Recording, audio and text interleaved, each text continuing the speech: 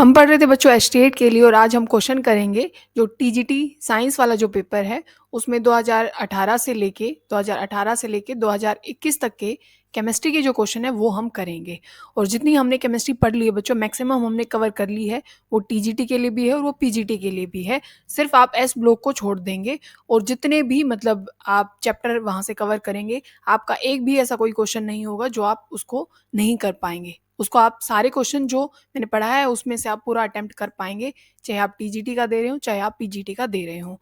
फिर भी आपको कोई टॉपिक है जो आपको करना है तो आप कमेंट कर देना, ठीक है। अभी पहला क्वेश्चन देखिए क्या है, आपको मैच करना है। ये आपको मोनोमर दे रखे हैं, ठीक है, मतलब किससे वो रिलेट है वो आपको बताना है। आप क्या करते हैं, एलिमिनेशन का मेथड जो है वो यूज करते हैं। मतलब कि अगर आपके एक दो भी मतलब आंसर आ जाता है तो आपको सारा सॉल्व करने की जरूरत नहीं है, क्योंकि हमें टाइम भी अपना बचाना है। जैसे देखो आपके पास क्या है, एक्रोनाइट्राइल है। आपको पता होगा कि इसका क्या हो जाएगा भाई, पोली एक्रोनाइट्राइल, PAN जिसको हम बोलते हैं, पोली एक्रोनाइट्राइल। तो ऐसा कहाँ पे है, जहाँ पे डी का ए है, मतलब फर्स्ट है, इस लास्ट वाले में है। फिर आप देख लो कि और मैच कर रहे हैं कि नहीं। मतलब अभी के लिए पेपर में तो आप ऐसा नहीं करेंगे। जो कैप्रोलैक्टम है वो नाइलोन 6 का होता है, मतलब कि जो बी है, बी का आपका क्या होना चाहिए बच्चों, थर्ड होना चाहिए। और जो आपका क्लोरो इथीन है उसका आपका क्या होता है बच्चों, यहाँ पे आता है आपके पास ये आपका PVC, ठीक है, पोलीविनाइल क्लोराइड आप इसको बोलते हो। और आइसोप्रीन क्या है बच्चों, ये आती है नेचुरल रबर में। मतलब आपका जो फोर्थ होगा आंसर वो करेक्ट होगा, ठीक है। अब नेक्स्ट देखो क्या है, फॉर दी रिएक्शन, ये रिएक्शन दे रखी SO2 प्लस O2 और आपको SO3 मिल रहा है। और यहाँ पे ये डेल्टा H दे रखा है और इसका नेगेटिव होने का मतलब है बच्चों ये एक्सोथर्मिक रिएक्शन है, ठीक है। क्या है, क्योंकि एनर्जी बाहर तब निकलती है सिस्टम से तो वहां नेगेटिव साइन लगाया जाता है, मतलब कि ये एक्सोथर्मिक रिएक्शन है। अब इससे हम ये पता लगाएंगे कि कौन सी स्टेटमेंट ठीक है या गलत है। The reaction is favoured by the addition of inert gas at the constant pressure. अब आपको क्या बात समझनी है, पहली बात तो देखो तब भी हम प्रेशर को इंक्रीज करते हैं बच्चों। यहाँ लीचेड लेयर प्रिंसिपल पढ़ेगा। इक्विलिब्रियम चैप्टर आप बहुत ध्यान से पढ़ लेना, टीजीटी के लिए बहुत ज्यादा इंपॉर्टेंट है और पीजीटी के लिए तो बहुत ही ज्यादा है, ठीक है। अब अगर हम क्या करते हैं बच्चों, प्रेशर जो है मान लीजिए आप यहाँ पे इंक्रीज कर देते हैं तो रिएक्शन किस तरफ मूव करना शुरू कर देती है, जहां पे नंबर ऑफ मोल कम होते हैं। अगर रिएक्शन में प्रेशर इंक्रीज किया जाता है तो रिएक्शन किस तरफ मूव करना शुरू कर देती है, जहां पे नंबर ऑफ मोल क्या होते हैं, कम होते हैं। जैसे इन्होंने करेक्ट ही पूछा है हमसे, तो एक ऑप्शन में आप देखिएगा, the reaction is favoured by the increase of the pressure. अगर क्योंकि रिएक्शन फेवर मतलब होता है कि प्रोडक्ट ज्यादा बने, प्रोडक्ट क्या बने बच्चों, ज्यादा बने, तभी तो फेवर करेगा ना। हमारा रिएक्शन का मोटिव यही होता है कि प्रोडक्ट ज्यादा बने। तो अगर आप प्रेशर को क्या कर दोगे, इंक्रीज, तो रिएक्शन किस तरफ मूव करना शुरू कर देगी, जहां नंबर ऑफ मोल क्या होते हैं, कम होते हैं। ये मतलब ठीक हो गया। वैसे इसको देखो, ये क्या है, the reaction is favoured by the increase of the temperature. ऐसा नहीं है बच्चों, क्योंकि ये पहले एक एक्सोथर्मिक रिएक्शन है, ऊपर से टेम्परेचर और बढ़ा दोगे तो मतलब पहले कहीं आग लगी हुई है और उधर और आप आग लगाओगे तो वो फेवर थोड़े करेगा, उसको अपोज करने वाला है। तो ये चीज गलत है। और जो इनर्ट गैस का जो कंसेप्ट होता है बच्चों वो प्रेशर से उल्टा होता है, आपको ये चीज ध्यान रखनी है, ठीक है ना। मतलब कि अभी तो हमने बोला था कि अगर प्रेशर इंक्रीज करोगे तो वहां रिएक्शन जाएगी जहां पे नंबर ऑफ मोल कम है। और अगर इनर्ट गैस को डालते हो ना तो वो रिएक्शन किस तरफ कर देती है, जहां नंबर ऑफ मोल क्या होंगे बच्चों, ज्यादा होंगे। प्रेशर जाता है कम की तरफ और इनर्ट गैस डालते हो तो जाता है ज्यादा की तरफ। यहाँ मोल 2 और एक ये 3 मोल है और यहाँ पे सिर्फ 2 मोल है, ठीक है। इससे आप आंसर निकाल लेंगे। तो आंसर क्या हो जाएगा, जो थर्ड है वो करेक्ट हो जाएगा। इसमें देखो, which of the following strategy is useful for the preventing oxidation of the food. ठीक है, ऑक्सीडेशन ऑफ फूड के लिए कौन सी जो मेथड है वो करेक्ट होंगे। एडिशन ऑफ एंटीऑक्सीडेंट, बिल्कुल, क्योंकि फूड का ऑक्सीडेशन ही तो होता है ना, जिसको रेंसिडिटी बोला जाता है बच्चों। क्या बोला जाता है, रेंसिडिटी। तो ये डाले जाएंगे, ये ठीक है। मतलब keeping food in the air tight container, बिल्कुल, मतलब एक तो आप खोल के रखो वो तो कोई फायदा नहीं है उसमें, बंद करके बिल्कुल रखना चाहिए, ठीक है। Use flush bags containing inert gases, बिल्कुल, जैसे चिप्स और ये सब कुछ आते हैं। फिर क्या है, एडिशन ऑफ बफर सॉल्यूशन, बिल्कुल, बफर सॉल्यूशन भी क्या है बच्चों, यूज किया जाता है। तो सारे के सारे जो आपके पास उन्होंने मतलब दे रखे हैं ऑप्शन वो सारे करेक्ट हैं, ठीक है।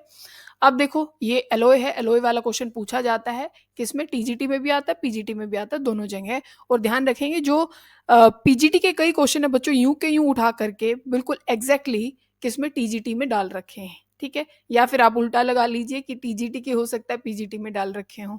तो दोनों करने आपको ज़रूरी हैं। अब ये देखो कि ब्रास क्या है, ब्रोंज क्या है, ड्यूरा एल्यूमिन और मैग्नीशियम इनमें क्या होता है। ब्रास आपको ध्यान होना चाहिए, या ब्रोंज मैंने आपको याद भी करवाया था कैसे याद रखना है।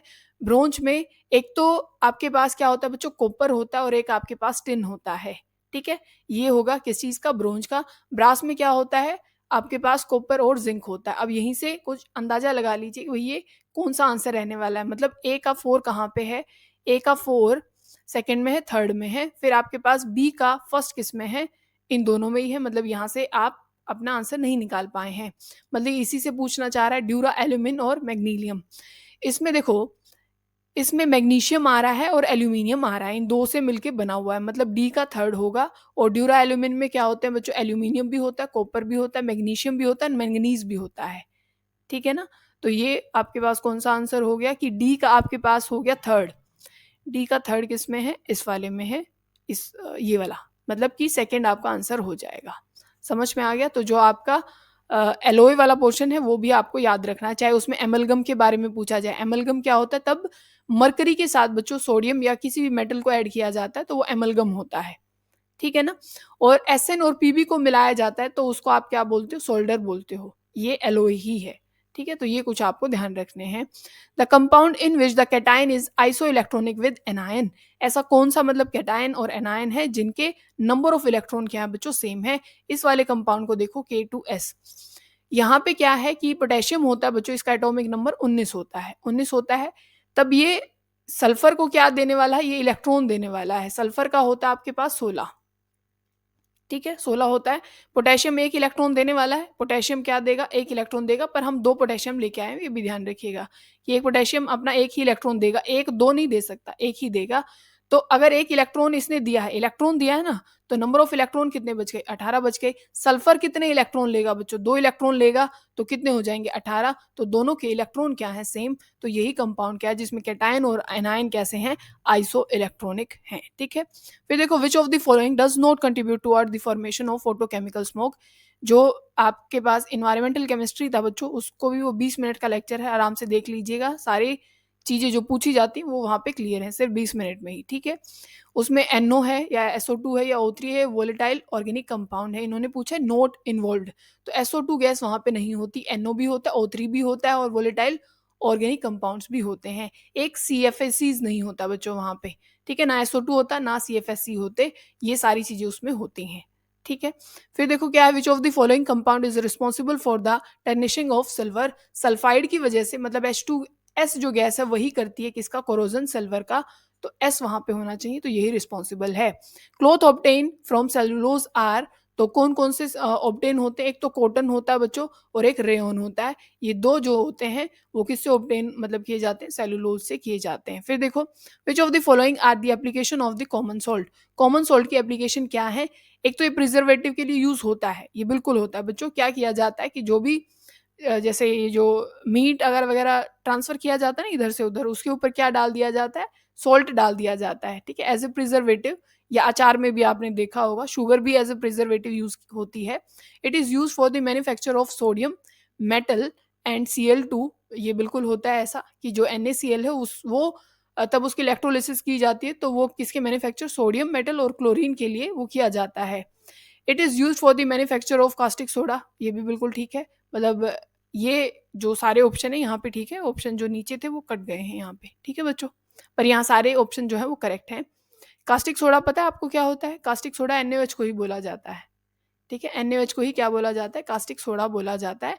क्योंकि आप देखो NaCl की, या तो आप क्या कर दीजिए बच्चों, हाइड्रोलिसिस कर दीजिए, ठीक है, तो क्या बन जाएगा, NaOH और HCl बन जाएगा। तो यही तो कास्टिक सोडा है।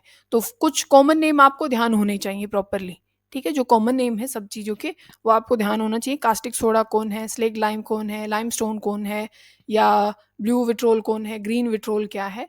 ग्रीन विट्रोल FeSO4 7H2 होता है, FeSO4 7H2 को ग्रीन विट्रोल बोला जाता है। ब्लू विट्रोल किसको बोला जाता है, वो होता है CuSO4 5H2 को बोला जाता है, ठीक है बच्चों। जिप्सम किसको बोला जाता है, आपके पास देखो ये आपके पास कैसा है, ये ब्लू विट्रोल है, और तब CaSO4, ये जिप्सम की बात कर रहे हैं, CaSO4 आपके पास तब 2H2 होता है, ठीक है, ये क्या हो जाता है आपके पास, जिप्सम हो जाता है, और हाफ हो जाता है उसमें H2O, तो वो क्या हो जाता है बच्चों आपके पास, प्लास्टर ऑफ पेरिस, पीओपी जिसको आप बोलते हो। ये क्वेश्चन तो हमने कर लिए। देखो ये पूरा क्वेश्चन यहाँ आ गया।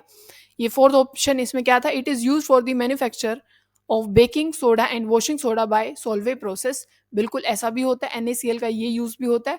प्रोसेस कौन कौन सा होता है बच्चों, सॉल्वेज प्रोसेस उसको बोलते हैं, बेकिंग सोडा और वॉशिंग सोडा। बेकिंग सोडा होता है आपके पास NaHCO3, क्या है, NaHCO3 होता है बेकिंग, और वॉशिंग सोडा होता है आपके पास Na2CO3 10H2O वहां पे होता है। ठीक है, ये क्वेश्चन भी आगे आएगा कि भाई किसमें जो हाइड्रेटेड फॉर्म नहीं है, मतलब पानी उसके साथ नहीं है। ठीक है, तो आप ध्यान रखिएगा कि ये बेकिंग वाले में नहीं आता है, वॉशिंग वाले में आता है। ठीक है, अब देखो ये सारे के सारे क्या थे, ऑप्शन करेक्ट थे, तो ऑल ऑफ द अबव ये आंसर हो जाएगा। फिर विच of the following alkene give the same product when treated with HBr in the presence and absence of peroxide. आपको ये चीज ध्यान होनी चाहिए, तब हमने हाइड्रोकार्बन पढ़ा था, वहां भी पढ़ा था, और ये इफेक्ट हमने बहुत बार पढ़ लिया है, जिसको आप मार्कोनिक और एंटी मार्कोनिकोव रूल के नाम से जानते हैं। अगर HBr है और प्रेजेंस ऑफ पेरोक्साइड है तो वहां पे एंटी मार्कोनिकोव रूल लगता है। एंटी मार्कोनिक क्या है बच्चों, जैसे बता देते हैं कि भाई मान लीजिए आप किसी चीज की एडिशन कर रहे हैं, HBr की कर रहे हैं, तो आने वाला ग्रुप जैसे ये H पॉजिटिव होगा, ये नेगेटिव होगा, और यहाँ पे आप जानते हैं कि भाई इलेक्ट्रॉन यहाँ ट्रांसफर किया जाएगा, ये नेगेटिव और ये पॉजिटिव, तो आने वाला ग्रुप वहां आता है जहाँ पे हाइड्रोजन कम है, इसको आप मार्कोनिकोव रूल बोलते हो। ठीक है, क्या बोलते हो बच्चों, मार्कोनिकोव रूल बोलते हो। तो यहाँ पे क्या आ जाएगा भाई, ये यहाँ पे Br अटैच हो जाएगा, और अगर परोक्साइड की प्रेजेंस में एंटी मार्कोनिकोव रूल लगता है, बात समझ में आ रही है, तब HBr हो और परोक्साइड प्रेजेंट हो तो एंटी मार्कोनी क्या कहेगा भाई, आने वाला ग्रुप, आने वाला मतलब जो Br नेगेटिव है, जो न्यूक्लियोफाइल है, वो कहाँ आएगा, जहां पर हाइड्रोजन ज्यादा है, मतलब अब की बार यहाँ जाएगा, और नेगेटिव अब की बार यहाँ जाएगा, और पॉजिटिव कार्बन ये बनेगा। ठीक है, तो अब देखो, अगर आप प्रोपीन बनाते हैं बच्चों, क्या बनाते हैं, प्रोपीन बनाते हैं, प्रोपीन यही है अपने पास। ठीक है, प्रोपीन कुछ आप ऐसे बनाएंगे, तो ये बोल रहे हैं कि चाहे प्रेजेंस हो चाहे अब्सेंस हो, प्रोडक्ट दोनों में सेम किस में आने वाला है। अगर इसमें आप बनाओगे तो भाई एक बार तो Br यहाँ लग सकता है, तब मार्कोनिकोव रूल लगेगा, एंटी लगेगा तो भाई Br यहाँ पे लगेगा, प्रोडक्ट तो अलग अलग आएगा। क्योंकि देखो इसका नाम तो हो जाएगा, ये 1 ब्रोमीन होगा, अगर ब्रोमीन दूसरी पोजीशन पे लगता है तो ये 2 ब्रोमीन होगा, मतलब यहाँ तो सेम प्रोडक्ट नहीं आ रहा। तो फिर देखते हैं ब्यूट टू इन में, तो इसमें क्या हो जाएगा, ब्यूट टू इन क्या हो जाएगा बच्चों, एक मिनट, दूसरी पोजीशन पे आपको डबल बॉन्ड लगाना है। तो अब यहाँ पे ध्यान से देखना कि मान लीजिए आप इस बॉन्ड को या तो आप इधर ब्रेक डाउन कर लीजिए, चाहे इधर आप इलेक्ट्रॉन को ट्रांसफर कर लीजिए, बात बराबर रहेगी। कैसे बराबर रहेगी, मान लीजिए ये हमने इधर इलेक्ट्रॉन दे दिए, यहाँ बन गया नेगेटिव, ठीक है, और इस कार्बन पे आ गया पॉजिटिव। ठीक है, तो पॉजिटिव वाले पे क्या आएगा भाई, यहाँ पे ब्रोमीन आ जाएगा। अगर आप क्या करते कि भाई नहीं इलेक्ट्रॉन तो हम यहाँ देंगे, तो यहाँ नेगेटिव आ जाता और इस वाले कार्बन पे पॉजिटिव आ जाता, फिर आप यहाँ ब्रोमीन लगाते, नाम देखो दोनों कंपाउंड का सेम ही आएगा, मतलब क्योंकि जहां पे सब्सटीट्यूशन पहले आती है नाम वहीं से ही आता है। तो आप ये लिखते भाई 2 ब्रोमो, इधर से काउंट कर लो तो भी आप यही नाम रखोगे 2 ब्रोमो। तो अगर आप ब्यूट टू इन में चाहे पेरोक्साइड ले लो, चाहे मतलब मार्कोनिकोव रूल लगा लो, चाहे एंटी मार्कोनिकोव रूल, आपके पास क्या मिल जाएगा बच्चों, आपको दोनों में ही सेम प्रोडक्ट मिलने वाला है। ठीक है, फिर है next, the antiseptic action of Dettol is due to, किसके लिए होता है बच्चों, किसकी वजह से होता है, क्लोरोजाइलिनोल उसको हम बोलते हैं। ठीक है, फिर देखो आपको ब्लीचिंग पाउडर का काम बताना है, बेकिंग सोडा का बताना है, वॉशिंग सोडा का बताना है, प्लास्टर ऑफ पेरिस का बताना है। ठीक है, ब्लीचिंग पाउडर का हमें पता है भाई डीकलराइजेशन के लिए ये काम आती है। ठीक है, अब देख लो ए का थर्ड किस में है, ए का थर्ड, इसको काट दीजिए, इसमें नहीं है, और इसको काट दीजिए। ठीक है, फिर आप देखो प्लास्टर ऑफ पेरिस आपको पता होना चाहिए, ये टॉय बनाने के लिए काम आता है, मतलब डी का आपके पास सेकंड है, डी का सेकंड है, इसी में ऐसा है, तो आंसर तो आपका निकल आया कि ये ठीक है। फिर आपको पता होना चाहिए कि भाई जो बेकिंग सोडा है, बेकिंग सोडा जो होता है बच्चों वो किसके काम आता है, एंटा एसिड आप उसको बोलते हैं, NaHCO3 वो उसके काम भी आता है। ठीक है, NaHCO3 जो है वो एंटा एसिड भी होता है, मतलब एसिडिटी हो जाए तो उसके मतलब उसको ले सकते हैं हम। और वॉशिंग सोडा क्या है, प्रिपरेशन ऑफ ग्लास में ये काम आता है, आंसर मैंने बता ही दिया आपको। ठीक है, फिर देखो एक बार इसको थोड़ा बड़ा कर लेते हैं, एक मिनट। अब देखो which of the following are exothermic process, इनमें से कौन सा एक्सोथर्मिक प्रोसेस है वो हमें डिसाइड करना है। Reaction of water with quick lime, जो क्विक लाइम होता है, एक आपके पास CaO होता है बच्चों, क्विक लाइम, ठीक है, कैल्शियम ऑक्साइड जो होता है, जो आपने सफेदी देखी है ना, आपने देखा होगा भाई पहले के टाइम में तो मटके में उसको डिजोल्व कर, मतलब पानी उसमें डाला जाता था, जो सफेदी होती थी ना उसमें पानी, वहां पे हीट बहुत ज्यादा निकलती थी, तभी वो मटके में डालते थे उसको, ठीक है ना, कि वो हीट एब्जॉर्व कर लेगा और ज्यादा मतलब ऐसे दिखाई नहीं पड़ेगा। तो इसमें क्या है कि ये एक एक्सोथर्मिक प्रोसेस है। बच्चे मेल्टिंग ऑफ आइस क्या एक एक्सोथर्मिक प्रोसेस है? नहीं है, वो तो हमें हीट देनी पड़ती है, मतलब एंडोथर्मिक हुआ ना, उसको तो जरूरत है हीट की, तो ये तो नहीं होगा, इसको तो काट दीजिए। इवेपोरेशन ऑफ वाटर, पानी को तब मतलब उड़ाना होता है भाप बना के, तो भी तो हम हीट ही करते हैं ना, तो वो भी तो एंडोथर्मिक हुई, तो इसको भी काट दीजिए। डाइल्यूशन ऑफ एन एसिड, तब आप उस पानी डालते हो, आपने देखा होगा एसिड में, तो आपको पता होगा ना कि वहां से क्या है, बहुत ज्यादा हीट बाहर निकलती है। और ये क्वेश्चन भी एक बार पूछा गया था कि पानी में एसिड डाला जाता है या एसिड में पानी डाला जाता है, तो आपको पता होना चाहिए कि भाई पानी होगा, मतलब पानी यहाँ पे है और हम एसिड डालेंगे, ऐसे किया जाता है डाइल्यूशन। तो आंसर आपका कौन सा हो गया? फर्स्ट और फोर्थ आंसर है, मतलब फर्स्ट फोर्थ किसमें है, फर्स्ट और फोर्थ, ये थर्ड वाला, ठीक है। फिर देखो fractional distillation method is used for purification of liquid. देखो इसके नाम में ही है फ्रैक्शनल डिस्टिलेशन, इसको फ्रैक्शन में मतलब डिस्टिल किया जाता है, प्योरीफाई किया जाता है चीज़ों को, क्योंकि जो सब्सटेंस आप इसमें लेंगे ना बच्चों, उनका जो बॉइलिंग पॉइंट होता है वो बिल्कुल उनके बीच में डिफरेंस नहीं होता है, बहुत ज़्यादा, बहुत कम डिफरेंस होता है। मान लीजिए किसी का 70 हो गया, किसी का 74 हो गया, बिल्कुल सेम क्या है बॉइलिंग पॉइंट है, तो कम इनमें क्या होता है डिफरेंस, और मेल्टिंग पॉइंट का नहीं, बॉइलिंग पॉइंट का डिफरेंस होता है। तो पहला आंसर हो जाएगा small difference in their boiling point. Question देखो बच्चों क्या है, which of the following is not a carbohydrate, इनमें से कौन सा कार्बोहाइड्रेट नहीं है, वो आपसे पूछा गया है। स्टार्च नहीं है, लैक्टोज नहीं है,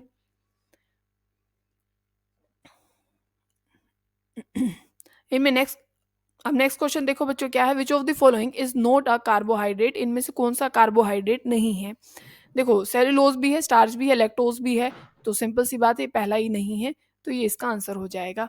फिर देखो इन विच, क्वेश्चन देखो बच्चों क्या है, इन दी फॉलोइंग रिएक्शन, ये आपको रिएजेंट दे रखा है, ठीक है, और एक रिड्यूसिंग एजेंट, और ये रिएक्शन भी आपको रिएजेंट देखते ही पता लग जानी चाहिए, ये क्लेमेंसन रिडक्शन रिएक्शन है। दो एक साथ पढ़ी थी हमने एल्डिहाइड कीटोन वाले चैप्टर में, क्लेमेंसन, और हमने पढ़ा था वहां पे वॉल्फ किस्नर, दो रिएक्शन पढ़ी थी, दोनों प्रोडक्ट्स बिल्कुल सेम देते थे, ये बनाते हैं एल्केन बना देते हैं बच्चों, रिडक्शन कर रहे हैं ना, कार्बोनिल को किस में ले जाते हैं, एल्केन में ले जाते हैं, एल्केन में कन्वर्ट कर देते हैं। इन्होंने पूछा रिड्यूसिंग एजेंट है भैया, it would not be possible to prepare the following, इनमें से क्या बनाना पॉसिबल नहीं है इस रिएक्शन में। देखो प्रोपेन बन सकता है, आइसोपेंटेन बन सकता है, ब्यूटेन मतलब ये क्या है, पेंटेन बन सकता है, ये बन जाएंगे, मतलब ये तीनों एल्केन ही है। यहाँ पे ट्रिप जो अपना डबल बॉन्ड है प्रोपीन यहाँ नहीं बन सकता है, तो ये आंसर क्या हो जाएगा इसका, करेक्ट हो जाएगा। इन्होंने ये पूछा था क्या नहीं बना सकते हैं। फिर देखो क्या है, which of the following has least value of packing efficiency, packing efficiency सबसे कम किस में होती है बच्चों, सिंपल क्यूबिक में, अबाउट 52 के आसपास रहती है, बहुत कम रहती है, ठीक है। Which of the following is diamagnetic, सबको पता है कि भाई O2 जो होता है वो डायमैग्नेटिक होता है, चाहे इसका ऑक्साइड हो, पेरोक्साइड हो, कोई भी आयन हो, वो सारे क्या होंगे पैरामैग्नेटिक। O2 क्या होता है बच्चों, डायमैग्नेटिक होता है, ध्यान रखना है।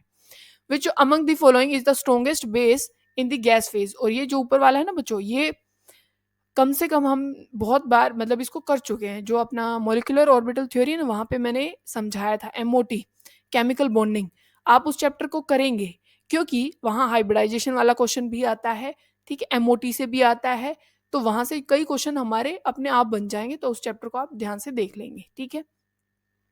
स्ट्रॉन्गेस्ट बेस बताना है, ये अपना अमीन का हो गया ये क्वेश्चन। तो हमें पता है भाई जितने भी डोनेटिंग ग्रुप होते हैं वो बेसिक कैरेक्टर को बढ़ाते हैं, ठीक है ना। तो अगर आपके पास क्या हो जाता है, ये तो मैंने स्ट्रक्चर ही गलत बना दी बच्चों, यहाँ पे क्या आएगा अपना, ये भाई एक CH3 यहाँ पे, एक CH3 यहाँ पे, और एक CH3 यहाँ पे, यही होगा ना अपना जो ट्राई इथाइल अमीन, ठीक है।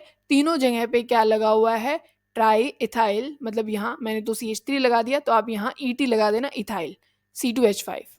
जो 3 डिग्री का जो अमीन होगा बच्चों, वो गैस फेज में सबसे ज्यादा क्या होगा, बेसिक, क्योंकि जितने ज्यादा डोनेटिंग ग्रुप होंगे उतना जल्दी वो किसी को लोन पेयर दे पाएगा, तो वो उतना ही अच्छा बेस होगा, ठीक है।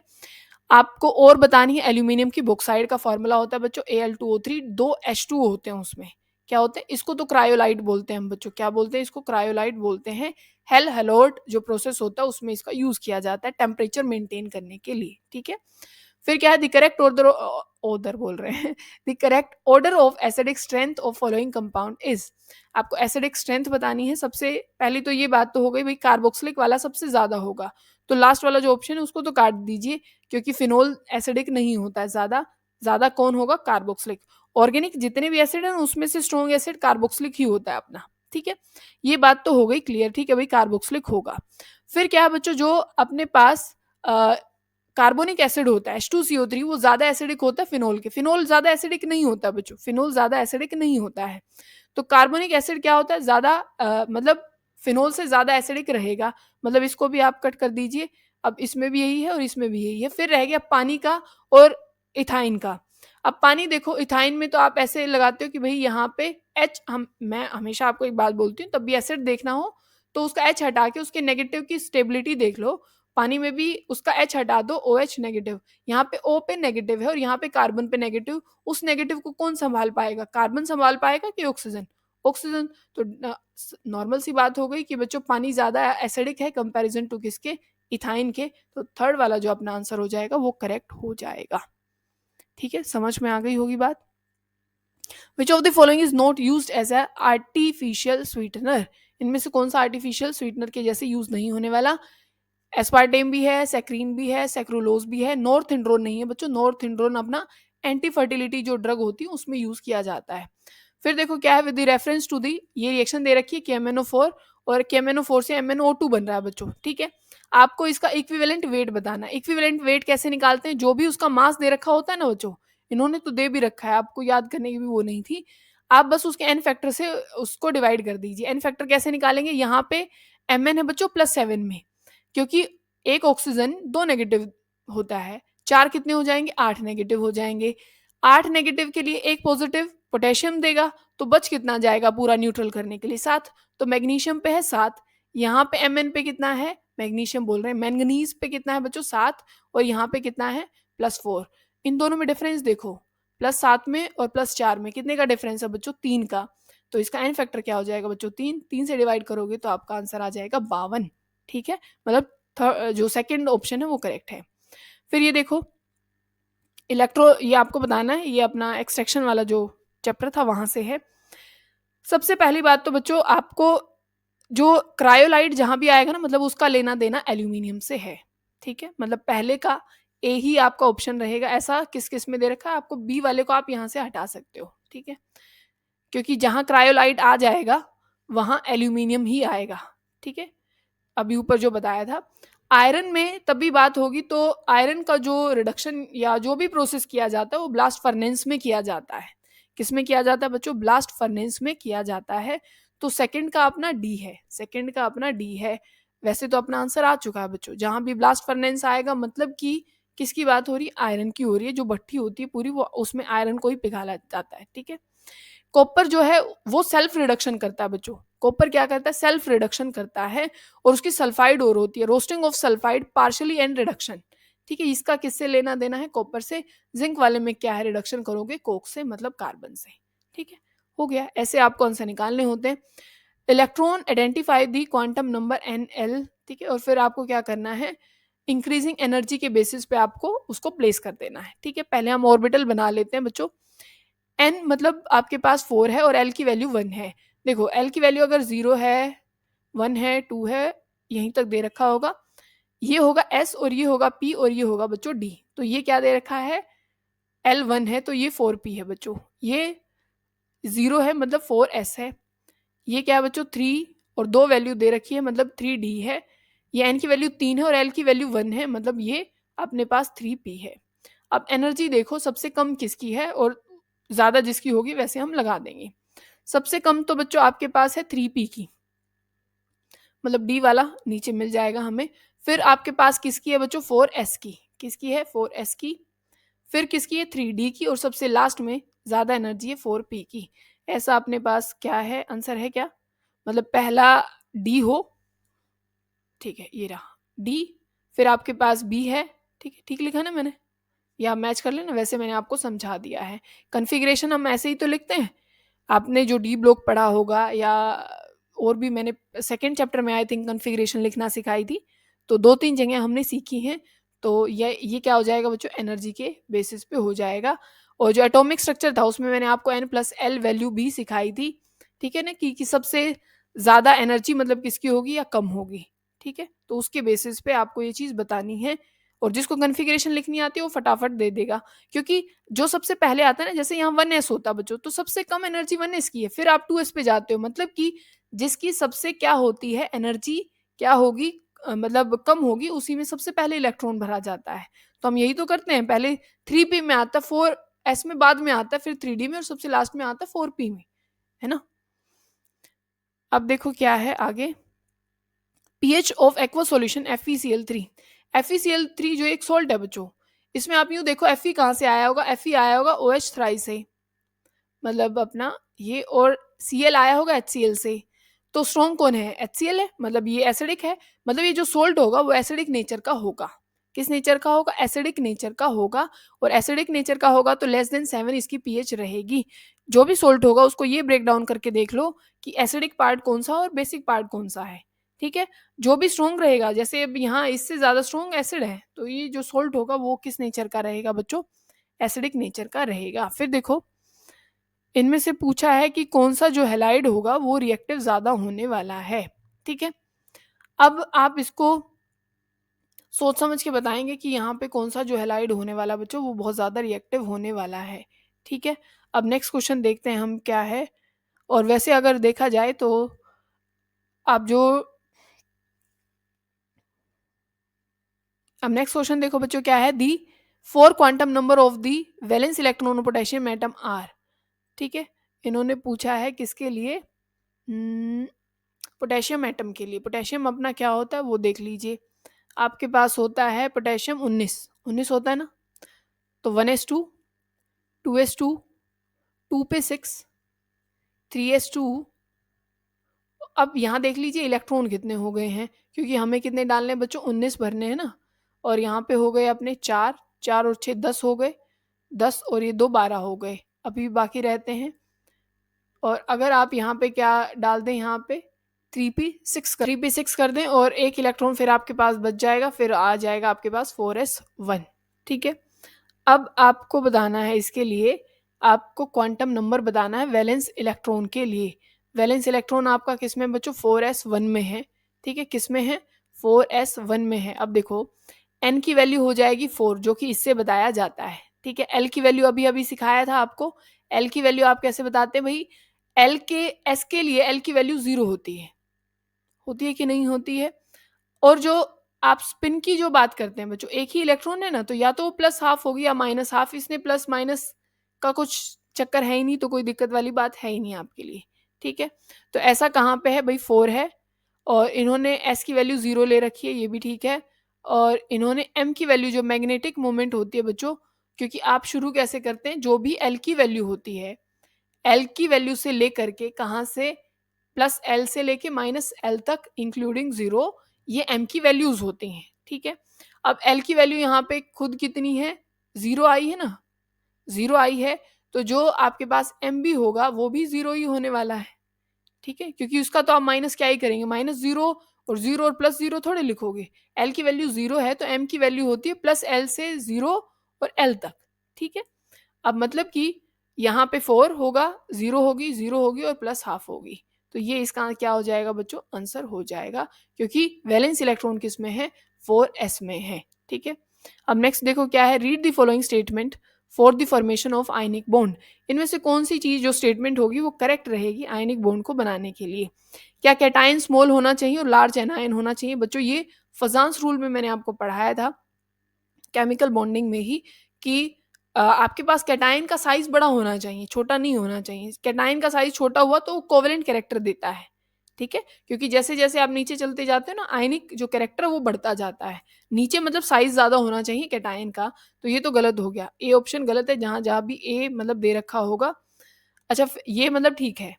क्या इनकी लेस लैटिस एनर्जी होती है, बिल्कुल भी नहीं बच्चों। जो भी आयनिक बॉन्ड होते हैं ना, उनकी लैटिस एनर्जी बहुत ज्यादा होती है, मतलब ये बॉन्ड स्ट्रॉन्ग रहता है। तो ये भी ऑप्शन गलत हो गया, जहां डी है उसको भी कट कर दिया जाए। फिर बच गया लो, आपके पास जो आयनाइजिंग जो पावर होती है वो भाई आयनाइजेशन एनर्जी बोल सकते हो आप यहाँ पे, वो क्या होगी यहाँ पे कम होगी। और हाई क्या होनी चाहिए आपके पास जो एंथैल्पी होती है, कौन सी, आप ये बोलते हैं ना इलेक्ट्रॉन एफिनिटी जिसको बोलते हो, इसी को उन्होंने ई लिखा है, इलेक्ट्रॉन एफिनिटी, कि जो अपनी तरफ वो क्या कर देते हैं इलेक्ट्रॉन को लेते हैं, गेन करने की जो पावर होती है एनायन की उतनी ज़्यादा होनी चाहिए, और एक्टिव जो अपनी आयनाइजेशन एनर्जी है मेटल की वो कम होनी चाहिए, तभी आयनिक बॉन्ड बनता है। क्योंकि नीचे जाओगे ना तो आयनाइजेशन एनर्जी कम होगी, क्योंकि जो जितना जल्दी डोनेट करेगा ना इलेक्ट्रॉन वो उतना अच्छा मेटल है और वो उतना अच्छा आयनिक बॉन्ड बनाएगा, जितना अच्छा मेटल उतना अच्छा आयनिक बॉन्ड। ठीक है, तो अब देख लो बी और सी, बी और सी है कहीं पे है, ये वाला थर्ड वाला आंसर ठीक हो जाएगा। ठीक है, फिर देखो आपके पास ये पॉलीमर दे रखे हैं और उनका कुछ यूज साथ में बता रखा, वो हमें करेक्ट बताना है। पॉलीमिथाइल मिथाइलो एक्राइलेट इसको हम बोलते हैं PMMA को। ठीक है, is used for making I lenses, बिल्कुल ये आई लेंसेज बनाने के लिए यूज किया जाता है। Nylon 6 is manufactured by caprolactam, बिल्कुल नहीं बच्चों, नाइलॉन 6 यूज होता है, नाइलॉन 6 नहीं। ठीक है, तो ये तो गलत हो गया, नाइलॉन 6 होता तो आंसर ठीक हो जाता, तो कैप्रोलैक्टम मोनोमर रहता है नाइलॉन 6 का। ठीक है, nylon is step growth polymer, ये बिल्कुल ठीक है। Vulcanisation was introduced by Charles Goodyear, ईयर बच्चों वियर बोल रहे हैं, गुड ईयर। ठीक है, हाँ उन्होंने ही दिया था वल्कनाइजेशन का प्रोसेस, तो आंसर बी नहीं होना चाहिए इसमें, और हमारा ठीक है मतलब ACD, मतलब सेकंड आंसर। अभी नेक्स्ट क्वेश्चन देखो बच्चों क्या है, इसमें आपको बताना है KP और KC का रिलेशन। KP होता है हमारे पास KC RT, और यहाँ पे पावर होती है डेल्टा एन, ये होते हैं गैसियस मोल का जो डिफरेंस होता है, प्रोडक्ट माइनस रिएक्टेंट करके आप निकालते हैं। कैसे, जैसे एक बार दिखा देते हैं, मान लीजिए यहाँ पे कितने मोल हैं प्रोडक्ट में, 2 हैं, रिएक्टेंट में कितने हैं भाई, एक यहाँ पे है और 2 यहाँ पे, टोटल 3 हो गई, तो प्रोडक्ट माइनस में रिएक्टेंट कितने हैं, यहाँ पे आ जाएगा आपके पास -1। ठीक है, इस वाले में आ रहा है बच्चों -1, आपके पास डेल्टा NG आ रहा है। अगर इसमें बात करें तो भाई यहाँ 3 है और एक ये 4। ठीक है, 4 में से आपको माइनस कर देना है किसको, 2 को, प्रोडक्ट माइनस रिएक्टेंट करते हैं, कितना बच गया, 2 बच गया।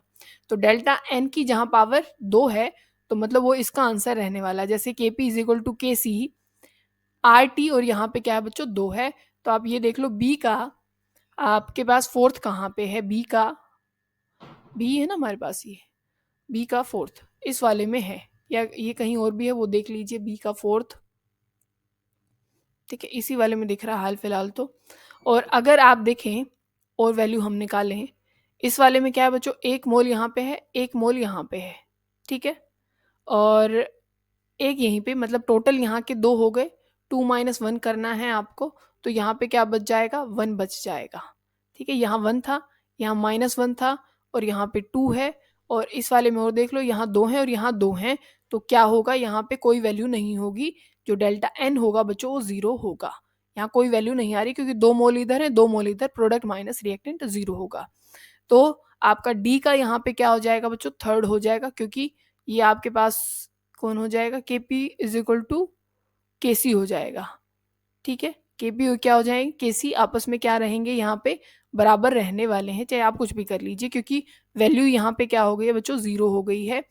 ये अपना डी का आया है थर्ड। ठीक है, और सी का क्या होगा, यहाँ पे हमने सेकंड, सी कौन सा है, ये वाला, और यहाँ पे -1 आई थी ना।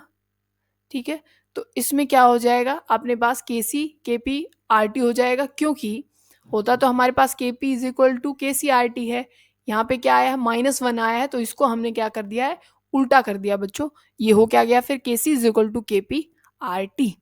ठीक है, और ए का क्या है बच्चों, फर्स्ट है, क्योंकि इसमें क्या हो रहा है, 2 में से माइनस, मतलब हमने एक किया, सिर्फ एक ही वैल्यू बची, तो यहाँ पे भी तो सिर्फ 1 ही है ना, तो ये इसका आंसर हो जाएगा पहले वाला। सिर्फ आपको ऐसे ही करना होता है, प्रोडक्ट माइनस रिएक्टेंट आप मोल कर दो कि आपके पास आंसर आ जाएगा। इनमें से बताना जो टेट्राहेड्रल स्ट्रक्चर में नहीं है, कौन सी में टेट्राहेड्रल स्ट्रक्चर में नहीं है। अगर आप XeF4 को देखो बच्चों, XeF4 में क्योंकि जो जिनोन होता है ना लास्ट में उसके 8 इलेक्ट्रॉन होते हैं, तो आठों के आठों अगर आप बनाओ, इसने बॉन्ड बना रखे 4। ठीक है, मान लीजिए 1 2 3 और 4 ऐसे हो गए, टोटल बन गई ना 4। ठीक है, इसके 2 लोन पेयर बच जाते हैं अभी भी, और 4 बॉन्ड बनाने के बाद भी। मतलब ऐसी कोई स्ट्रक्चर देखो जहाँ पे 6 चीजें आती हैं, मतलब आपके पास ऑक्टाहेड्रल वाली स्ट्रक्चर, तो यहाँ पे जिनोन है, यहाँ पे फ्लोरीन फ्लोरीन फ्लोरीन, और यहाँ पे एक लोन पेयर और यहाँ एक लोन पेयर, ठीक है। तभी 8 इलेक्ट्रॉन होते हैं, मतलब यही कौन सी स्ट्रक्चर नहीं बना रहा है, टेट्राहेड्रल नहीं बना रहा है, और तो ये सारे टेट्राहेड्रल बना रहे हैं, सिर्फ ये नहीं बना रहा है, ठीक है। क्योंकि टेट्राहेड्रल परफेक्टली वो हो जहाँ पे कोई लोन पेयर ऐसे नहीं बचता, ठीक है, यहाँ पे तो बच रहा था, ठीक है। अब ये वाला क्वेश्चन देखो, N alkene was treated with ozone on the resulting compound on hydrolysis gave 2 pentanone and ethanal, the alkene is, ठीक है। ओजोन के साथ मतलब तब हम रिएक्ट करते हैं किसी एल्कीन को तो ये दो प्रोडक्ट हमें मिलते हैं, ठीक है। एक तो 2 पेंटेनोन मिलता है और एक इथेनल मिलता है। ऐसा किस रिएक्शन मतलब कौन से कंपाउंड के साथ कर ओजोनोलिसिस करने पे ऐसे कंपाउंड हमें मिलने वाले हैं, वो आपको ढूंढना है। एक नॉर्मल सा आपको बता देते हैं कि कैसे मतलब ओजोनोलिसिस की जाती है या ओजोन के साथ रिएक्शन की जाती है। मान लीजिए आपके पास है ऐसे, ये ऐसे कोई कंपाउंड आपके पास है, ठीक है। तो जहां भी डबल बॉन्ड है ना वहां पे ओजोन अपना कट लगाती है, ठीक है। ओजोन, यहाँ भी ऑक्सीजन आता है और यहाँ भी ऑक्सीजन, और वो कैसे आता है, कार्बन, ये कार्बन और ये डबल बॉन्ड ऑक्सीजन आप ऐसे लगा दीजिए, ठीक है। ये ऐसे यहाँ पे ब्रेक डाउन होता है बच्चों, बात समझ में आ गई ना। ये ऐसे ब्रेक डाउन होगा कि ये सी डबल बॉन्ड ओ यहाँ भी रहेगा, सी डबल बॉन्ड ओ यहाँ पे भी रहेगा, और प्रोडक्ट हमें देखो क्या मिल रहा है, आप प्रोडक्ट देख लीजिए क्या है, 2 पेंटेनोन है, 2 पेंटेनोन मतलब 5 कार्बन बना लीजिए, हो गए कि नहीं। और दूसरी पोजीशन पे सी ओ बॉन्ड है और एक इथेनल है, इथेनल आपके पास क्या हो जाएगा, ये आपके पास हो जाएगा CH3CHO, ठीक है। ऐसा कौन कर सकता है वो देखो कि ऐसा पॉसिबल कहाँ पे है, या तो आप इनको जोड़ के ही देख लो आपस में कैसे।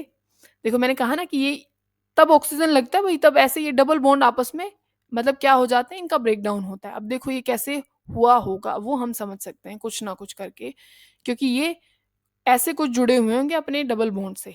एक बार जोड़ के देखते हैं इनको कि भाई ये कार्बन है, एक कार्बन ये यहाँ पे था, ठीक है।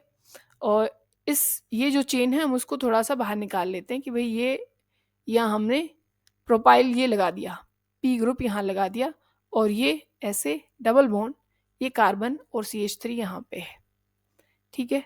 ऐसा कुछ है, समझ में आ रही है बात। और ये अपना मतलब 3 कार्बन थे ना, ये लगा देते हैं यहाँ पे, भाई ये 3 कार्बन ऐसे हैं, और ये तब ऐसे कुछ ब्रेकडाउन हुआ होगा तो ऑक्सीजन यहाँ पे और एक ऑक्सीजन यहाँ पे, तब ये प्रोडक्ट बनाया होगा हमने, ठीक है। तो अब देखो इन्होंने दे रखा है क्या भाई, ऐसे हुआ होगा कि 4 मिथाइल 4 हेक्सीन है, 4 मिथाइल 4 हेक्सीन, नाम कैसे रखोगे, ये 1 2 3 4, ये 5 और ये 6, ऐसे नाम ये रखा जाएगा क्योंकि मैक्सिमम नंबर ऑफ कार्बन होने चाहिए चेन में, ठीक है भाई। 6 तो आ रहा है। कौन कौन सी पोजीशन पे आपके पास मिथाइल है, सिर्फ 4th पोजीशन पे है 4 मिथाइल, और कौन से पे, 4th पे ही क्या है बच्चों आपके पास डबल बॉन्ड है, इन्होंने भी यही लिखा है 4 मिथाइल, 4 पे ही मिथाइल है, और 4 क्या है बच्चों, हेक्सीन है, तो आंसर यही हो जाएगा, ठीक है। बस ऐसे ही निकालना होता है। फिर देखो क्या है, which of the following statement correct with the respect of property of element in the carbon family with increase atomic number. अगर इंक्रीज एटॉमिक नंबर मतलब बढ़ता है कार्बन फैमिली में, मतलब नीचे जाते हैं, कार्बन फैमिली वही होगी ये वाली, ठीक है ना, कार्बन सिलिकॉन, ठीक है, जर्मेनियम है, टिन है और लेड है। वे एटॉमिक नंबर डिक्रीज होता है नीचे जाते हैं, बिल्कुल भी नहीं। आयनाइजेशन एनर्जी इंक्रीज होती है, या फिर मेटेलिक कैरेक्टर डिक्रीज होता है, या फिर स्टेबिलिटी और +2 ऑक्सीडेशन स्टेट इंक्रीजेस, ठीक पूछा है ना इन्होंने, बिल्कुल। मैंने पढ़ाया था आपको तब एस ब्लॉक हम पढ़ रहे, पी ब्लॉक पढ़ रहे थे कि 2 ऑक्सीडेशन स्टेट शो करते हैं, ये +2 और +4, पर जैसे जैसे हम नीचे जाते हैं तो लोअर ऑक्सीडेशन स्टेट स्टेबल होना शुरू हो जाती है क्योंकि इनर्ट पेयर लगना शुरू हो जाता है, तो आंसर करेक्ट 4 हो जाएगा बच्चों, ठीक है।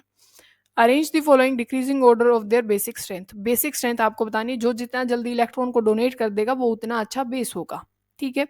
अगर जो भी आपके पास ग्रुप है, अगर उसमें कोई डोनेटिंग ग्रुप जुड़ा होता है ना बच्चों, तो वो उसको सपोर्ट करता है कि भाई ठीक है तू इलेक्ट्रॉन डोनेट कर दे, कुछ जरूरत पड़ेगी तुझे तो मैं तेरे को इलेक्ट्रॉन डोनेट कर दूंगा, ठीक है। तो डोनेटिंग ग्रुप स्टॉप क्या करते हैं, सपोर्ट करते हैं उस चीज को। तो जो OCH3 है वो एक डोनेटिंग ग्रुप है, तो सबसे ज्यादा होना चाहिए अपने 4th का, बेसिक स्ट्रेंथ जो होनी चाहिए वो 4th की होनी चाहिए, इसमें भी ऐसा ही दे रखा है। फिर बच्चों होनी चाहिए, क्योंकि ये एक विड्रॉइंग नेचर का ग्रुप है NO2, वो तो छीन लेगा। बेस वो होते हैं जो इलेक्ट्रॉन डोनेट कर दें, बेस वो होते हैं जो इलेक्ट्रॉन डोनेट कर देते हैं, ठीक है। NO2 ग्रुप तो छीन लेगा वैसे भी, तो ये तो अच्छा बेस नहीं हो सकता है। इसको तो लास्ट में ही देखेंगे, मतलब सेकंड आपका लास्ट में आना चाहिए, और वो भी पैरा वाला। फिर आएगा मेटा वाला, और जो उससे पहले आएगा वो कौन हो जाएगा, ये एनिलीन जिसको आप बोलते हो, ठीक है। क्योंकि ये सबसे ज्यादा इसी वजह से हो गया क्योंकि इसमें कोई डोनेटिंग ग्रुप जुड़ा हुआ है। ओके बच्चों, आईपैक आपको इसका नेम बताना है। ये बिल्कुल नॉर्मल क्वेश्चन था, बहुत ज़्यादा नॉर्मल क्वेश्चन, कि ये कार्बोक्सिलिक ग्रुप जुड़ा हुआ है ना, कार्बोक्सिलिक ग्रुप की सबसे ज़्यादा प्रायोरिटी होती है, और ये कीटोन ग्रुप है, कीटोन ग्रुप की प्रायोरिटी ज़्यादा नहीं होती, कार्बोक्सिलिक की सबसे ज़्यादा होती है, या फिर सल्फोनिक SO3H ग्रुप की होती है। अब देखो, नाम जिसे खत्म, जिसकी प्रायोरिटी होती है ना, नाम उसी से खत्म होता है। बात समझ में आ रही है? अब देखो कहाँ पे, यहाँ कीटोन से नाम खत्म कर रखा है, यहाँ पे एल्कोहल मतलब लगा रखा, OL कोई मतलब नहीं था, यहाँ भी कीटोन से खत्म कर रखा है, पर यहाँ पे ओइक एसिड से नाम खत्म कर रखा है, तो आंसर भी यही ठीक होगा। और ये सब्सटीट्यूशन बनेगा तभी यहाँ पे ओक्सो लगाया गया है। तो ज्यादा मतलब जरूरत नहीं होती है, सिर्फ नॉर्मल हमें अपना बेसिक मतलब कंसेप्ट लगा करके और आंसर निकालना होता है, ठीक है बच्चों। ये सारे बायो के हो गए। ये neoprene is prepared by the polymerization. Neoprene किसकी पॉलीमराइजेशन से होता है? पॉलीमर चैप्टर पढ़ा होगा आपने, 2-chloro-1,3-ब्यूटाडाइन की, उससे ये होता है, ठीक है। फिर ये वही क्वेश्चन आ गया, ये तो आप बता ही सकते हैं कि भाई कैसे होने वाला है।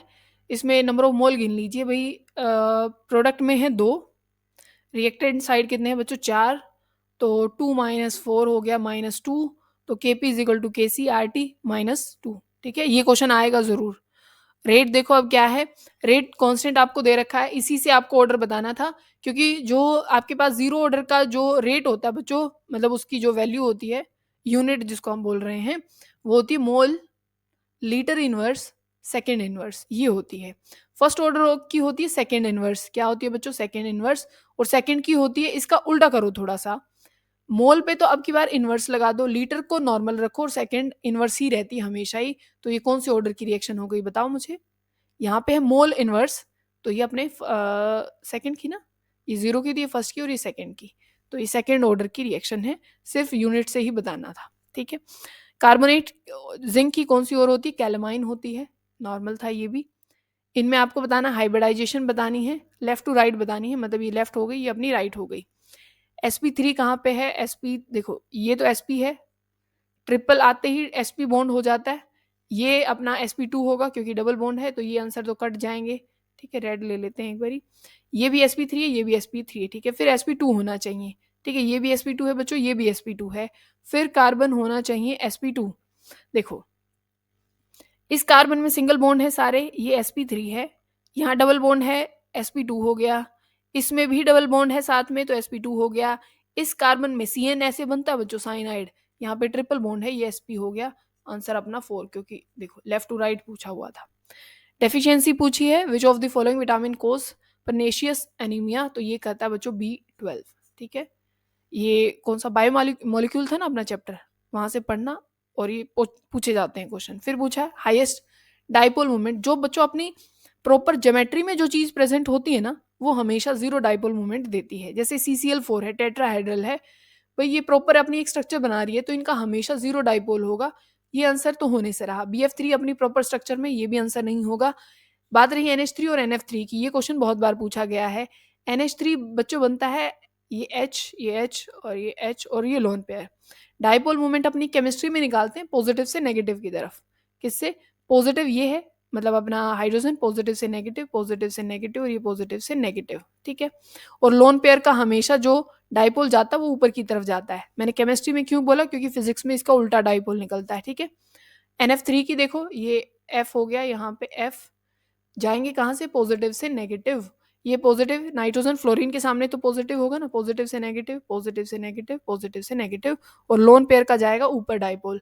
तो ये आपस में कुछ ना कुछ वैल्यू कट होगी, क्योंकि एक एरो ऊपर जा रही है, एक एरो नीचे जा रही है, तो आपस में कट हो जाएंगी ये, मतलब कि। और देखो अमोनिया में क्या हो रहा है, सारी एरो ऊपर ही जा रही है, कुछ ना कुछ तो जुड़ेगा ही बच्चों, तो NH3 का डाइपोल मोमेंट ज्यादा होगा कंपैरिजन टू NF3।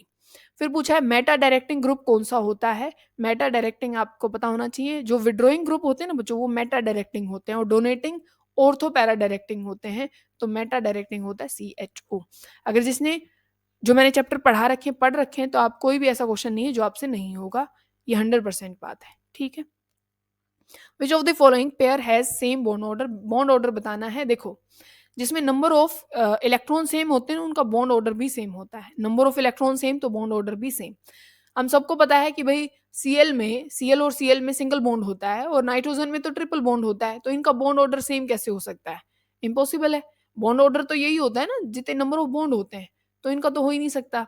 ना O2 और N2 का होता, O2 में होता डबल बॉन्ड और N2 में होता ट्रिपल बॉन्ड, इनका भी नहीं हो सकता, इसका भी नहीं हो सकता। अब कैसे नहीं हो सकता वो अभी बताते हैं। इलेक्ट्रॉन गिन लेना, अगर कहीं फंस जाओ ना, इलेक्ट्रॉन गिन लो। जैसे इसमें गिन लेते हैं, कार्बन में 6 होते हैं बच्चों और यहाँ पे 8 होते हैं। इसमें ऑक्सीजन में 8 होते हैं ना इलेक्ट्रॉन, और कार्बन में 6 होते हैं। ये मैंने इस पेयर का लिख दिया इलेक्ट्रॉन। और ऑक्सीजन में कितने हैं आपने, यहाँ पे पॉजिटिव भी है, ये भी ध्यान रखिएगा। तो ऑक्सीजन का एक इलेक्ट्रॉन चला गया होगा, ठीक है, इसको आप 7 लिख लीजिए, ठीक है। कितने लिख लो, 7 लिख लो। और नाइट्रोजन में कितने, 7, 14 हो गए, ठीक है। और यहाँ पे कितने हो गए, यहाँ भी 14 हो गए। तो नंबर ऑफ इलेक्ट्रॉन सेम, तो क्या हो जाएगा बच्चों, यहाँ बॉन्ड ऑर्डर भी सेम। ऐसे ही निकाला जाता है, ठीक है। द एलिमेंट 120 एटॉमिक नंबर है। ये कौन पीरियोडिक टेबल में कहाँ रखा जाएगा वो आपको बताना है, और ये कौन सा एलिमेंट मतलब कौन सी फैमिली से रिलेट करेगा। मैंने आपको बहुत बार ये बता लिया है कि भाई 118 है या 116 है, 117 है। अगर 116 है तो वो 16th ग्रुप में है, और 117 है तो 17th ग्रुप में है। 118 है तो जो अपनी नोबल फैमिली है उसमें है। 119 है तो एस ब्लॉक जो एल्कली मेटल्स हैं उसमें है, और 120 है तो एल्कलाइन अर्थ मेटल्स हैं। तो आंसर हो जाएगा ये, ठीक है। फिर आप ये देखो, ये अमीन वाले चैप्टर से है, NH2 कार्बाइल अमीन रिएक्शन हम इसको बोलते हैं। टेस्ट होता है ये प्राइमरी अमीन के लिए, जहाँ पे आइसोसाइनाइड बनता है बच्चों, जिसकी फाउल स्मेल होती है, तो प्रोडक्ट इसका यही होता है, ठीक है। फिर यही फोटोकेमिकल स्मोक पूछा है। फिर मैंने आप कॉन्सेप्ट बता दिया था कि भाई नाइट्रोजन ऑक्साइड होता है, O3 होता है, PNB होता है, और पर उसमें CFSEs नहीं होती फोटोकेमिकल स्मोक के लिए जो रिस्पॉन्सिबल होती हैं, ठीक है। फिर आपको आयन बताने हैं, इसमें कितने आयन बनने वाले हैं। तो देखो, 2 आयन तो यहाँ से आएंगे, क्लोरीन बनाएगा 2 आयन तो, और एक ये पूरा बनाएगा। एक तो ये पूरा बनाने वाला है आयन, और एक ये Cl बनाने वाला है, मतलब 2 इससे आएंगे क्लोरीन से और एक इससे, टोटल 3 आयन बनेंगे, ठीक है। ये देखो क्या है बच्चों, एक कंपाउंड कंटेनिंग 4% हाइड्रोजन, 4% तो हाइड्रोजन है। ये इंपेरिकल फॉर्मूला का क्वेश्चन है बच्चों। और 24% क्या हो जाएगी आपके पास, कार्बन है, और 71% आपके पास क्लोरीन है, और मास भी दे रखा है 99 ग्राम। आपको क्या बताना है इसमें, आपको बताना है फॉर्मूला क्या होने वाला है, ठीक है। कैसे निकालोगे बच्चों, आप क्या करते हो, जैसे हम निकालते हैं ना given mass by molecular mass, आपको वही चीज करनी है, ठीक है।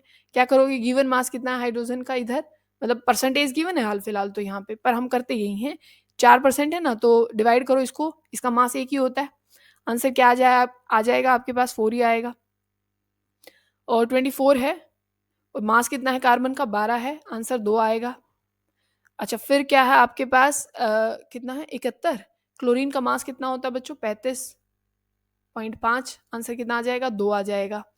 तो हाइड्रोजन तो बने 4, कार्बन बने 2, क्लोरीन बना कितना, 1 मिनट, क्लोरीन बने 2, ऐसा ही बना ना, ठीक है।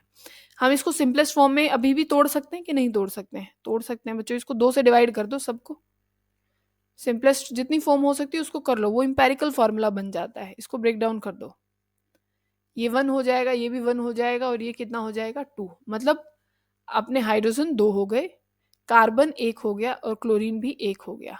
ये इंपेरिकल फॉर्मूला है, सिंपलेस्ट फॉर्म आंसर मिलेगा। वैसे वैसे हम इसको सिंपलेस्ट फॉर्म में भी तोड़ सकते थे बच्चों, और आपका डायरेक्ट भी यहाँ आंसर आ जाएगा कि जो मास आपको मिलेगा C2H4 और Cl2 का, हमने यही तो निकाला कि भाई हाइड्रोजन अपने पास कितने, या तो सिंपलेस्ट फॉर्म में तोड़ दो, ठीक है, जरूरत पड़े तो इंपेरिकल फार्मूला पूछा जाए तो, ठीक है। या फिर यहीं पे ही हाइड्रोजन आपके पास कितने आ रहे थे, 4 आ रहे थे, आपके पास जो कार्बन है वो 2 आ रहे थे, और क्लोरीन आपके पास 2 आ रहे थे। तो यहाँ पे इसका मास भी कितना हो जाएगा बच्चों, 99 आ जाएगा। तो आपका जो आंसर हो जाएगा वो 3rd करेक्ट हो जाएगा, ठीक है। फिर आपको क्या करनी है, ये रिएक्शन बैलेंस करके दिखानी है। बैलेंस में बैलेंसिंग बहुत आसान होता है, कोई मुश्किल वाली बात नहीं है। सबसे पहली बात तो अगर आप देखो, आपके पास ये कार्बन यहाँ 3 है, तो इसको भी आपको क्या करना पड़ेगा, 3 करना पड़ेगा, ठीक है। क्या करना पड़ेगा, 3 करना पड़ेगा। अब आप यूं देख लो कि हाइड्रोजन यहाँ कितने हैं, यहाँ कितने हैं बच्चों, इसको तो आप एक ही रखोगे, इसको क्या रखो, एक ही रखो। यहाँ हाइड्रोजन 8 है और यहाँ पे कितने हैं, हाइड्रोजन 2 ही हैं, तो इसको 4 से मल्टीप्लाई कर दें तो हाइड्रोजन, क्योंकि और तो कहीं से बैलेंस हो नहीं सकते थे, ये 8 हो गए। अब ऑक्सीजन की बारी है, ऑक्सीजन कितने हो गए, यहाँ पे हो गए 4 ऑक्सीजन, 4 हैं, और यहाँ कितने हो गए, 6 ऑक्सीजन हो गए, 6 और 4 कितने हो गए, 10। तो यहाँ पे कितने से मल्टीप्लाई करते, 5 से 10, तो ये 1, 5, 3 और 4, बस यही आंसर था। फिर बताना हाइब्रिडाइजेशन किसकी क्या है, sp3d है, मतलब कितने होने चाहिए बच्चों, 3 यहाँ से, 4 और 5, 5 मतलब सिग्मा या लोन पेयर मिला करके 5 होने चाहिए, क्योंकि पाई बॉन्ड कभी भी जो हाइब्रिडाइजेशन होती है उसमें पार्ट नहीं लेता है। इसकी हाइब्रिडाइजेशन तो भाई 4 ही बॉन्ड बना रखे हैं, sp3 होगा, 3 और 1 4, ठीक है। ऐसे 4 की हम देख सकते हैं कि सल्फर में यहाँ पे एक लोन पेयर बचेगा, क्योंकि उसके पास 6 इलेक्ट्रॉन होते हैं, तो भाई एक ये एफ एफ, तो यहाँ पे हो जाएगा भाई, इनकी तो sp3 हो जाएगी हाइब्रिडाइजेशन, एक ये s होगा भाई, मान लीजिए 3 p के हो गए और यहाँ पे एक d का होगा, तो इसकी हाइब्रिडाइजेशन क्या हो जाएगी बच्चों, sp3 और d, ठीक है, और किसी की आपको नहीं मिलेगी। समझ में आ गया। फिर आप देखो, अगर ये स्पॉन्टेनियस प्रोसेस के लिए आपको डेल्टा जी की बताना है, डेल्टा जी बच्चों नेगेटिव होना चाहिए, नेगेटिव मतलब कि उसकी वैल्यू मतलब कम होनी चाहिए, डेल्टा जी की ना तो 0 इक्विलिब्रियम में हो जाएगा, 1 नहीं होनी चाहिए और ग्रेटर भी नहीं होनी चाहिए, लेस देन 0 होनी चाहिए, ठीक है, तभी तो नेगेटिव होगा। ये कर सकते हो आप क्वेश्चन, कौन से वाला, ओजोनोलिसिस वाला, ठीक है, मैंने आपको समझा दिया था कैसे करना है, तो ये क्वेश्चन आप खुद करेंगे, नहीं आए तो कमेंट कर देना, ठीक है बच्चों। फिर क्या है कि भाई अगर एक मेटालिक रोड है, is place strong in the magnetic field aligning itself at the right angle of the magnetic field, तो ये मटेरियल क्या होगा। अगर मैग्नेटिक फील्ड में मतलब आपने एक रोड रखी पर वो अपना मैग्नेटिक फील्ड से राइट एंगल में चली जाती है, 90 का एंगल बना लेती है, तो वो क्या चीज़ है, वो डायमैग्नेटिक नेचर का कंपाउंड होगा। फिर है कि एक क्या है, student studies that a soap molecule has 2 and, 2 and होते हैं, one of which is an ionic and and other is carbon chain, ऐसे आप दिखाते हो ना, ये आपकी टेल हो जाती है, आपकी नहीं मतलब उस साबुन की, और ये क्या हो जाती है, उसकी जो हेड होता है वो होता है, ठीक है। Which of the following option, आपको बताना है ठीक कौन सा होगा। Ionic end of the soap interact with the oil, ionic oil देखो बच्चों कार्बन पार्ट होता है, तो वो कार्बन से ही लाइक डिजोल्व लाइक होता है, जो जैसा होता है वो उसी की तरफ जाएगा, तो ये तो गलत हो गया। ऑयल पार्ट तो चेन किसकी, तेल की तरफ जाएगा जहां पे कार्बन है, ये टेल ऐसे दिखाते हो ना बच्चों, कार्बन भी तो आप ऐसे ही गिनते हो, भाई ये भी कार्बन है, ये कार्बन है, तो उससे आपको ध्यान रखना है। Carbon chain and of the soap interact with the oil, ये बात ठीक मान सकते हैं हम। फिर क्या है, the closest end of the soap either ionic compound interact with the oil, ये क्या बोला इन्होंने, the closest end of the soap either ionic, नहीं आइदर का तो कोई मतलब ही नहीं है कि चाहे वो कार्बन चेन हो चाहे आयनिक, वो ऑयल से इंटरेक्ट करेगा, ऐसा कुछ नहीं है, ठीक है। नाइदर आयनिक एंड और nor carbon chain interact with the oil, ऐसा तो कुछ भी नहीं, भाई इंटरेक्ट तो करेगा ना, तभी तो वो साफ करेंगे कपड़े को, ठीक है। During smelting an addition of a substance added which combine with impurities to form a fusible product, उसको क्या बोलते हैं बच्चों, स्लैग बोलते हैं, और मिलाया क्या जाता है, फ्लक्स, इम्प्योर क्या मिलाया जाता है, फ्लक्स मिलाया जाता है, और वो स्लैग बनाता है, जिस वो फ्यूजिबल क्या होता है, प्रोडक्ट होता है, जिसने पढ़ा होगा पता होगा पक्का। फिर क्या है, which of the following salt has no water of crystallization, किसमें वाटर ऑफ क्रिस्टलाइजेशन नहीं है, ब्लू विट्रोल में है, वॉशिंग सोडा में भी है, जिप्सम में भी है, बेकिंग सोडा में नहीं है, NaHCO3 में कोई वाटर ऑफ क्रिस्टलाइजेशन नहीं है। Which of the following contain maximum number of molecule, इनमें से किस में मैक्सिमम नंबर ऑफ मॉलिक्यूल होंगे, बिल्कुल ध्यान से समझिएगा, एक बारी में शायद आपको समझ में आ जानी चाहिए। देखो हम ये मानते हैं कि भाई जितना जिसका मास होगा ना उसको एक मोल बोला जाता है, उसमें जो एवोगैड्रो नंबर मॉलिक्यूल होते हैं या नंबर ऑफ एटम होते हैं, ठीक है। कि भाई मान लीजिए हाइड्रोजन का एक ही ग्राम, एक मास होता है ना उसका, एक मोल में उसका एक ही मास है, ठीक है, तो उसमें उसके एन नंबर ऑफ पार्टिकल होंगे, बात समझ में आ रही है ना। ऐसे ही नाइट्रोजन का मास कितना होता है अपना, नाइट्रोजन का होता है बच्चों 28 हो गया, है ना, और अपना इनका सबका मास मतलब आप निकाल लेंगे, हमें बताना है किसमें मैक्सिमम नंबर ऑफ, ठीक है। आप CO2 का भी निकाल लेंगे, कितना 44 के आसपास कुछ ऐसे आएगा, या इसका अपना 12 हो गया और 12 और ये 4 हो गया, ठीक है, ये कितना हो जाएगा आपके पास 16 हो जाएगा। ये 1 मोल है, मतलब 1 मोल ऑफ CH4 में इतना क्या हो जाएगा, मास हो जाएगा 1 मोल। और 1 मोल में एवोगैड्रो नंबर ऑफ पार्टिकल होते हैं या एटम होते हैं, ठीक है। और अपने H2 का तो एक ही होता है, ठीक है। और 2 हो जाएंगे तो भाई इसका मास कितना हो जाएगा, 2 हो जाएगा, ये लगा लो, ठीक है। क्योंकि एक हाइड्रोजन का मास 1 है ना, तो 2 का कितना हो जाएगा, 2 हो जाएगा। अब ध्यान से सुनो, 2 में जो नंबर ऑफ एटम है वो Na है। 1 ग्राम में कितने होंगे, तो आप निकाल सकते हो। 1 ग्राम को ऊपर ले जाओ और इस 2 को नीचे ले आओ, डिवाइडेड बाय 2।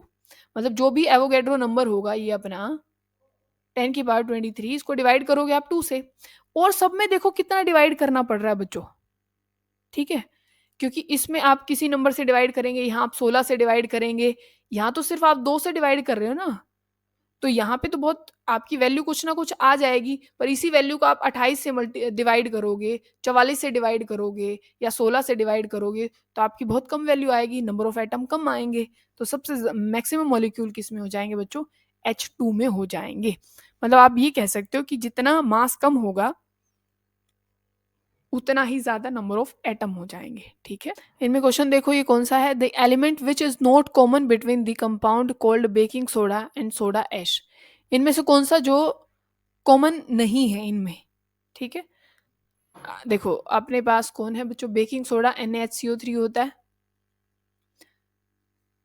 और ये सोडा ऐश आप किसको बोलते हैं, ये बोलते हैं आप Na2CO3 को, ठीक है।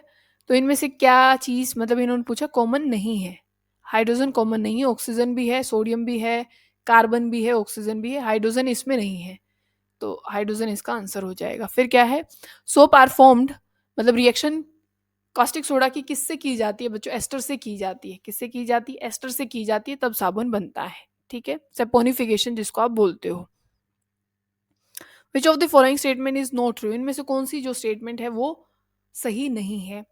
The molecule of a gas occupy all the space available, ठीक है, बिल्कुल ऐसे ही करती है, सारी जगह घूमती रहती है। अब इसमें गलती बता देते हैं, क्या है बच्चों, कि एक तो ये चीज देखो आप, the molecule in a liquid are arranged in a regular pattern, बिल्कुल नहीं, वो बिल्कुल रेगुलर पैटर्न में अरेंज नहीं होते हैं। लिक्विड वाले, सॉलिड वाले हो सकते हैं, अपने गैसेस वाले नहीं, मतलब लिक्विड वाले नहीं होते हैं। फिर देखो, which of the following statement is not true regarding the characteristics of a matter, इनमें से कौन सी क्या है, ठीक नहीं है।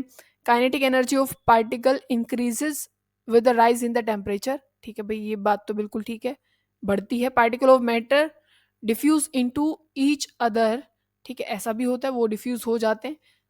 आगे वाले ऑप्शन ही गायब हो गए बच्चों, कहाँ चले गए, ठीक है। ये दोनों तो ठीक है, अगर आगे मिल गया तो देख लेंगे, ठीक है। ये है क्या, नहीं, ये तो नेक्स्ट क्वेश्चन है, चलो कोई बात नहीं, अभी ये देख लेते हैं नेक्स्ट वाला।